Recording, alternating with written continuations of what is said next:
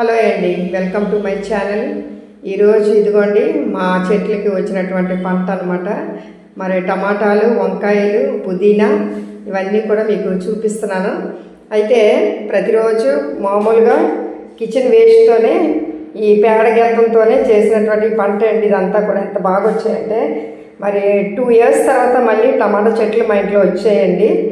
మరి ఈ టమాటా ఏంటంటే చిన్న గోళాలు వేస్తే చిన్నగానే పెరుగుతుంది. అయితే ఇది పెద్ద టబ్బులోని మామూలు తుక్కేసిన ఆ టబ్బులోని వేస్తే టమాటా మొక్కలు వచ్చాయి.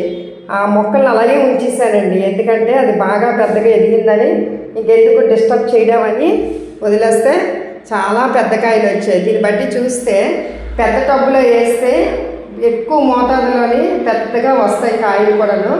చిన్న దాంట్లో వేస్తే చిన్నగానే గ్రో అవుతుందండి.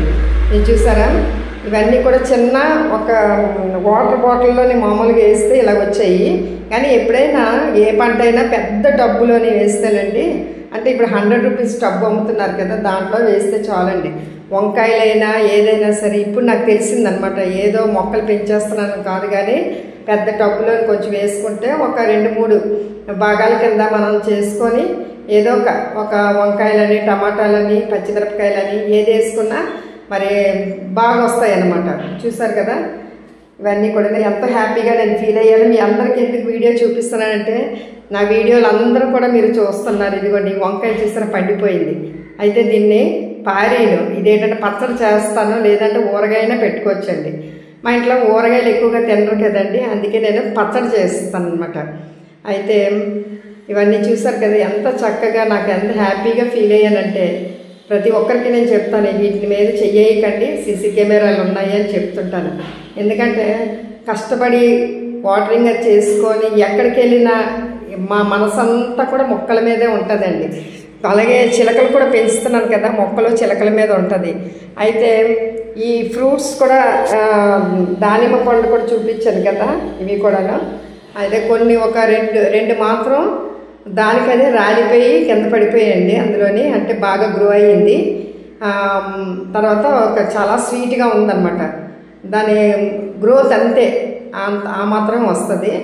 ఇదిగోండి బాగానే వచ్చాయి కాయలు కూడా, అయ్యే ఫ్లవరింగ్. ఇప్పుడు ఎండాకాలం కదా వచ్చేది, మరి చాలా మరి అన్నీ కూడా గెత్తం ఇవన్నీ వేసి చేస్తాను. చూసారు వంకాయ, చూసారు ఎంత పెద్దగా వచ్చిందో. అదేండి ఎంత హ్యాపీగా అంటే అంత హ్యాపీగా నా సంతోషం మీ అందరికీ ఇదిగోండి మీకు చూపిస్తున్నాను. ఇదిగోండి మీరు కూడా చిన్న దాంట్లోనైనా వేసుకొని ట్రై చేయండి. కానీ పెద్ద డబ్బాలో వేస్తే 4-5 మొక్కలు పెంచుకోవచ్చండి. ఇది మాత్రం గ్యారంటీ నేను ఇస్తున్నాను.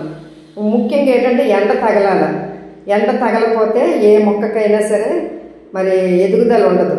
చూసారా, బెండకాయ కూడా ఎక్కడో దగ్గరండి. ఇక పొన్నగంటి కూర, అలాగే ఆకుకూరలు, పుదీనాని అన్నీ కూడా, ఇవన్నీ కూడా ఎంత హ్యాపీగా మనం ఇంట్లో పెంచుకుంటే అంత. అంటే చాలామంది పెంచుకుంటున్నారు అనుకోండి, పెంచలేని సంగతి నేను చెప్తున్నాను అనమాట. ఇక ఇక్కడ నెల్లేరు మొక్క అంతా కట్ చేసి పడేసానండి, ఎందుకంటే అది చాలా బరువు అయిపోయి జామ చెట్టుకి ఎదగనివ్వకుండా చేస్తుంది అనమాట. ఇగో ఇప్పుడు మల్లి చెట్టు గురించి మేము చూడాలండి, ఎందుకంటే ఇది మల్లి సీజన్ కదా. అప్పుడే రోడ్డు మీద చాలామంది మల్లెపూలు పెట్టుకుంటున్నారు, కానీ ఇప్పుడు మాకు ఇంకా రాలేదు మొగ్గలు అవన్నీ. ప్రూనింగ్ అది చేసుకొని ఇగోండి మా తోట